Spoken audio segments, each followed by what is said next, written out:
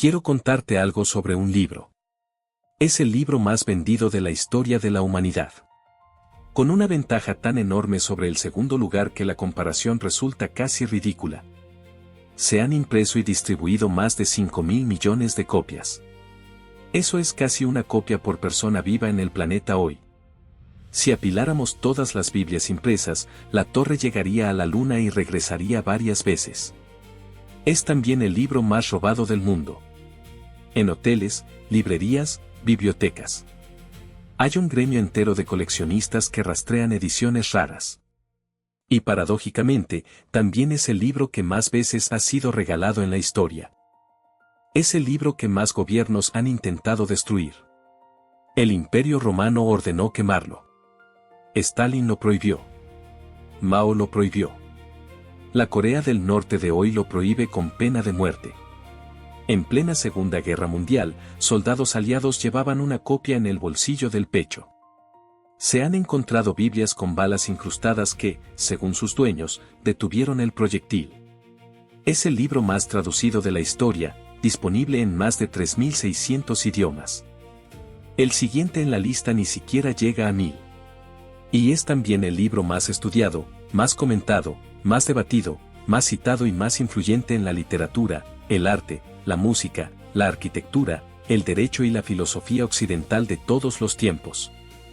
Si elimináramos la influencia bíblica de la cultura occidental, no reconoceríamos lo que queda.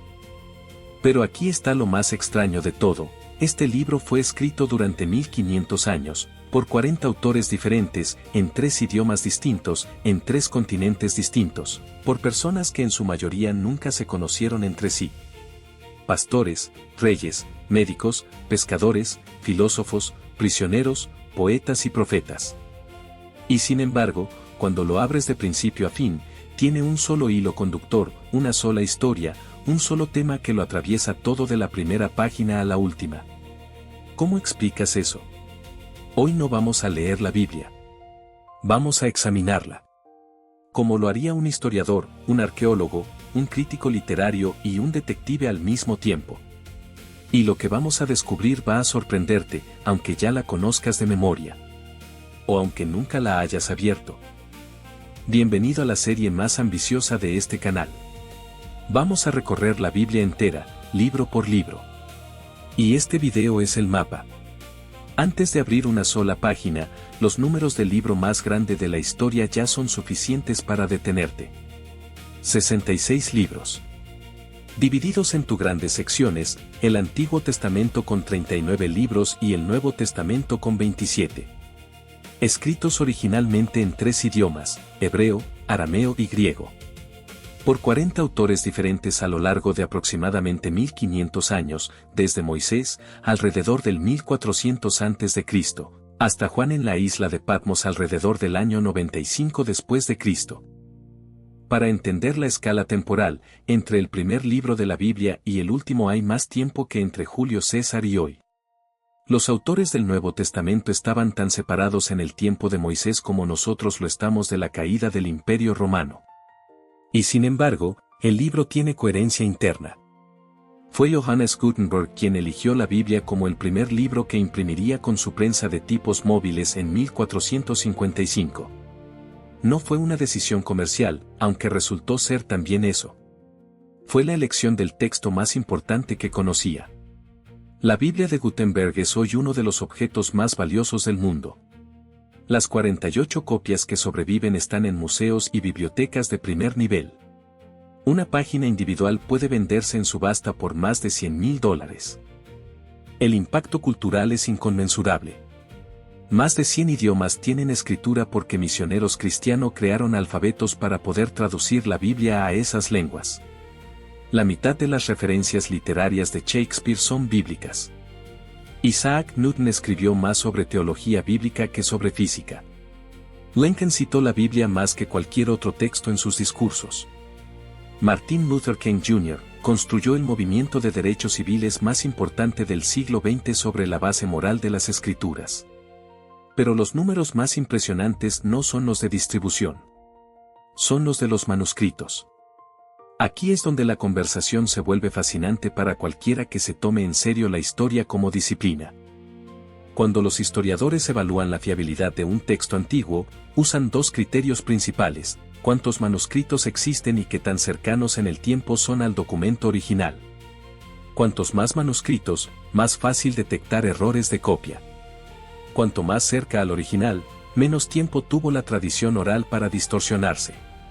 Apliquemos ese criterio a los textos más importantes de la historia antigua.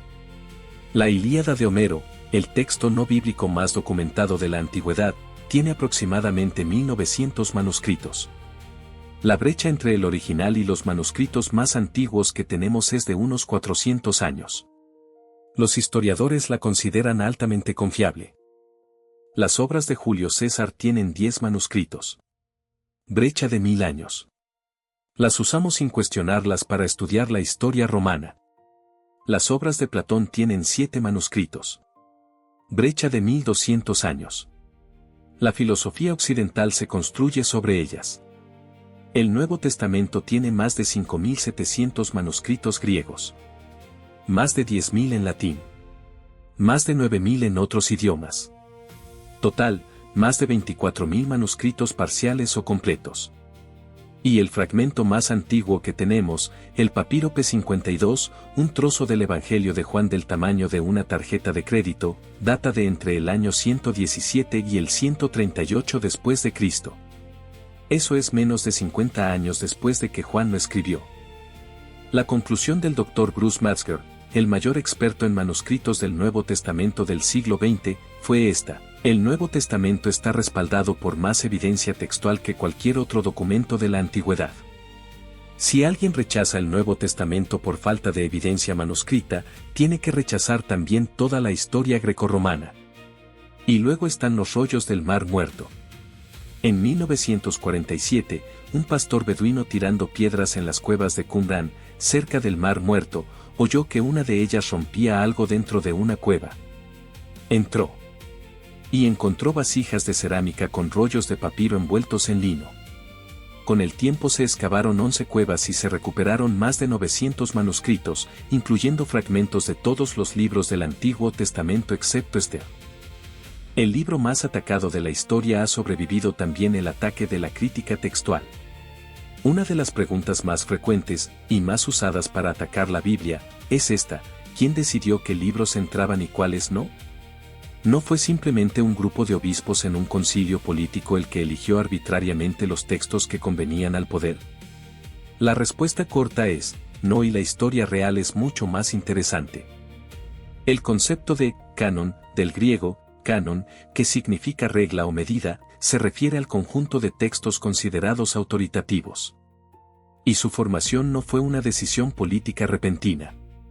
Fue un proceso orgánico de reconocimiento que duró siglos. Para el Antiguo Testamento, el canon hebreo estaba esencialmente establecido antes del siglo I después de Cristo.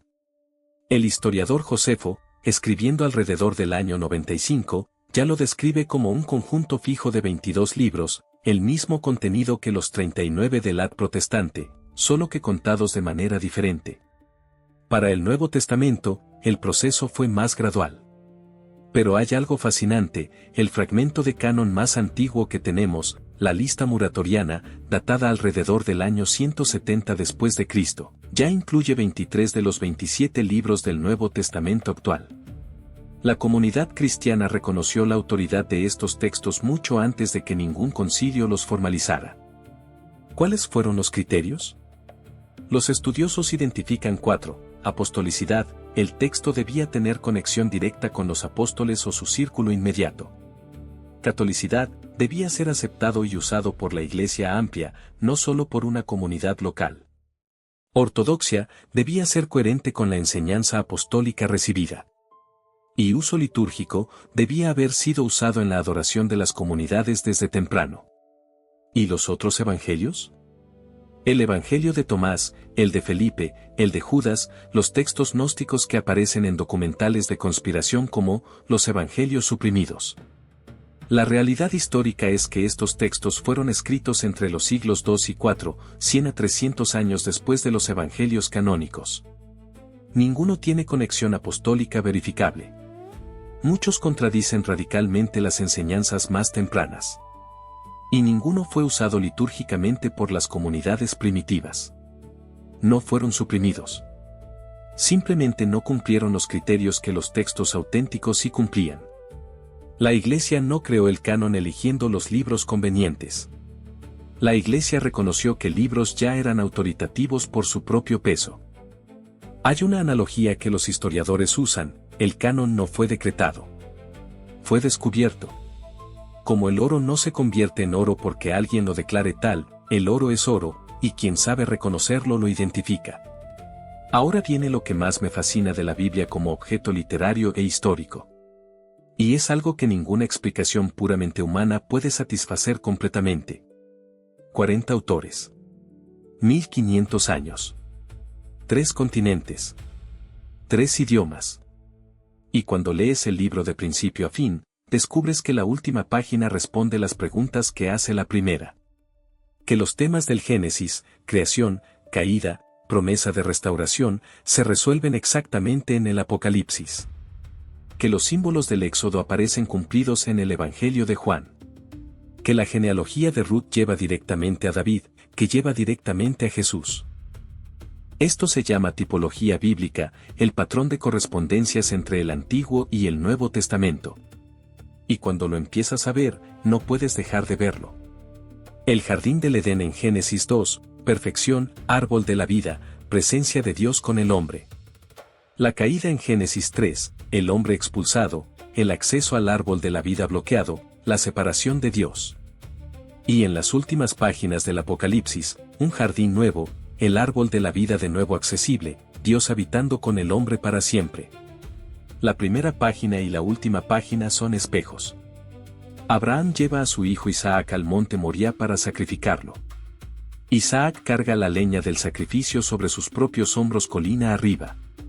En el último momento, Dios provee un carnero. 1000 años después, en el mismo monte, que es donde se construyó Jerusalén, otro hijo carga un madero sobre sus hombros colina arriba. Y esta vez, no hay sustituto. La Pascua en Éxodo, un cordero sin defecto sacrificado, su sangre en el dintel protegiendo a los que están adentro, sus huesos sin romper. Juan el Bautista ve a Jesús y dice: «He aquí el Cordero de Dios». En la crucifixión, los soldados romanos rompen las piernas de los crucificados para acelerar la muerte, una práctica rutinaria. Cuando llegan a Jesús, ya está muerto. No le rompen ningún hueso. Y Juan, que estaba ahí, lo anota específicamente: «Estas cosas sucedieron para que se cumpliese la Escritura, no le quebrantaréis hueso». La serpiente en el Edén engaña a la humanidad. Moisés levanta una serpiente de bronce en el desierto, el que la mira, vive. Jesús le dice a Nicodemo en Juan 3, como Moisés levantó la serpiente en el desierto, así es necesario que el Hijo del Hombre sea levantado. La serpiente levada en el desierto era una sombra de la cruz. El tabernáculo de Moisés, Dios, poniendo su tienda, en medio del pueblo. Y Juan 1:14, el Verbo se hizo carne y puso su tienda entre nosotros. Estos no son paralelos forzados por intérpretes creativos. Son conexiones que los propios autores del Nuevo Testamento señalan explícitamente, citando los textos del Antiguo Testamento que cumplen. Son conexiones que los rabinos del primer siglo ya reconocían como patrones en sus propias escrituras. La pregunta que deja este patrón sobre la mesa es la más difícil de responder sin apelar a algo sobrenatural, como 40 autores que en su mayoría no se conocieron, escribiendo a lo largo de 15 siglos, ¿produjeron un texto con esta coherencia interna? Si la coherencia interna del texto es difícil de explicar, las profecías mesiánicas son directamente imposibles de explicar desde una perspectiva puramente humana. Y aquí los rollos del Mar Muerto se vuelven cruciales, porque eliminan el argumento de que las profecías fueron escritas después de los eventos que predicen. Los rollos de Qumrán datan del siglo II y antes de Cristo. Están fechados con carbono 14 y con análisis paleográficos independientes. Lo que esto significa es que los textos proféticos que contienen fueron escritos al menos 100 años antes del nacimiento de Jesús. No hay manera de que fueran redactados después de los hechos. Miqueas 5:2, escrito en el siglo VIII a.C., pero tú, Belén Efrata, aunque eres pequeña entre los clanes de Judá, de ti saldrá el que será Señor en Israel, y sus orígenes son desde tiempos antiguos, desde los días de la eternidad. Jesús nació en Belén. Cuando los magos de Oriente llegaron a Herodes preguntando por el rey de los judíos, los propios sacerdotes citaron este versículo para indicar dónde debía nacer el Mesías. Isaías 53, escrito en el siglo VIII a.C., 7 siglos antes de la crucifixión, fue traspasado por nuestras rebeliones. Fue aplastado por nuestras iniquidades. El castigo de nuestra paz fue sobre él, y por su llaga fuimos nosotros curados. Como cordero fue llevado al matadero. Aunque nunca hizo maldad ni hubo engaño en su boca. Por cuanto derramó su vida hasta la muerte, y fue contado con los pecadores, habiendo él llevado el pecado de muchos. El matemático Peter Stoner calculó la probabilidad de que una sola persona cumpla por coincidencia solo 8 de las profecías mesiánicas específicas del Antiguo Testamento, 1 en 10 a la 17ª potencia. Para visualizarlo, llena el estado de Texas con monedas de 1 centavo hasta una altura de 1 metro. Marca una de esas monedas. Revuélvelas todas. Y pide a una persona con los ojos vendados que camine por Texas y tome al azar la moneda marcada al primer intento. Esa es la probabilidad. El Antiguo Testamento tiene más de 300 referencias proféticas al Mesías. No 8. 300. En el año 303 después de Cristo, el emperador Diocleciano emitió un edicto imperial: todas las escrituras debían ser confiscadas y quemadas. Los que las escondieran serían ejecutados. Diocleciano estaba tan seguro de haber triunfado que mandó construir una columna conmemorativa sobre las ruinas de una iglesia con la inscripción: el nombre cristiano fue extinguido. 20 años después, el sucesor de Diocleciano, Constantino, ordenó producir 50 copias de las escrituras a expensas del Estado. Francois-Marie Arouet, conocido como Voltaire, escribió en 1776, en 100 años, la Biblia será un libro olvidado buscado solo en museos. Voltaire murió en 1778. En 1809, la Sociedad Bíblica de Ginebra compró su casa y su imprenta para usarlos como depósito y centro de distribución de Biblias. La Unión Soviética cerró miles de iglesias, confiscó millones de Biblias, persiguió a creyentes durante 70 años. Y cuando el Imperio Soviético colapsó, la Biblia seguía ahí, copiada a mano, memorizada en fragmentos, cosida en el forro de abrigos, grabada en cassettes. Hoy, en Corea del Norte, poseer una Biblia puede significar la muerte o el campo de trabajo forzado. Y aún así, las organizaciones de derechos humanos documentan constantemente la circulación clandestina de Biblias en el país más cerrado del mundo. Hay un versículo en Isaías que los creyentes han citado en cada persecución: la hierba se seca y la flor se marchita, pero la palabra de nuestro Dios permanece para siempre. Cada generación que intentó probar lo falso terminó demostrando lo verdadero. Hemos hablado de números, manuscritos, cánones, profecías y persecuciones. Todo eso es fascinante e importante. Pero el libro de Hechos registra que cuando la gente en Berea recibió el mensaje apostólico, escudriñaban cada día las escrituras para ver si estas cosas eran así. No las aceptaron sin más. Las examinaron.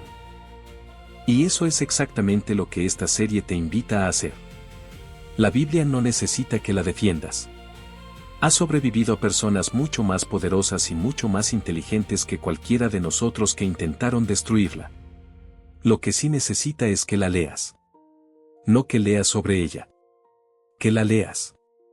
Hay algo que los lectores de la Biblia de todas las épocas y culturas han reportado consistentemente: que el libro los lee a ellos. Que abrirlo en el momento equivocado, o en el momento exacto, produce una sensación de que el texto sabe dónde estás. Que habla directamente a lo que estás viviendo. El escritor C.S. Lewis, uno de los intelectuales más brillantes del siglo XX y ateo convicto durante gran parte de su vida, describió así su encuentro con los evangelios: no leí los evangelios como literatura. Los evangelios me leyeron a mí. Eso no se puede probar en un video de YouTube. Solo se puede experimentar. Lo que sí puedo ofrecerte es lo que viene en esta serie: cada libro de la Biblia, uno por uno, con toda su historia, su arqueología, sus conexiones, sus personajes, sus preguntas sin respuesta y sus respuestas que no esperabas. sin suavizar, sin filtros, con el respeto que merece el texto más influyente que la humanidad haya producido. Si llegaste a este video sin saber nada sobre la Biblia, espero que ahora tengas al menos una pregunta que antes no tenías. Y si llegaste conociéndola de memoria, espero que algo de lo que vimos hoy te la haya mostrado desde un ángulo que no habías considerado. Las preguntas son buenas. Las preguntas son el principio de todo descubrimiento. En los videos que ya están publicados en este canal encontrarás los libros de la Biblia.